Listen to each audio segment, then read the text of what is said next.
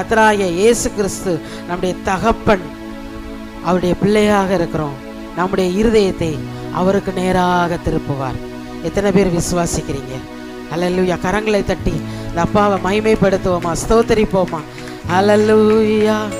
சேர்ந்து சொல்லுவோமா, பிதாக்களுடைய இருதயத்தை பிள்ளைகளிடத்திற்கும் பிள்ளைகளுடைய இருதயத்தை பிதாக்களிடத்திற்கும் திருப்புகிறது போல பிள்ளைகளாகிய எங்களுடைய இருதயத்தை எங்கள் பிதாவாகிய கர்த்தராகிய இயேசு கிறிஸ்துவினுடைய இருதயத்திற்கு நேராக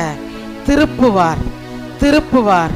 அவர் நாமத்திற்கு பயந்திருக்கிற எங்களுக்கு எங்கள் முகத்தின் மேல நீதியின் சூரியன் உதிக்கும்.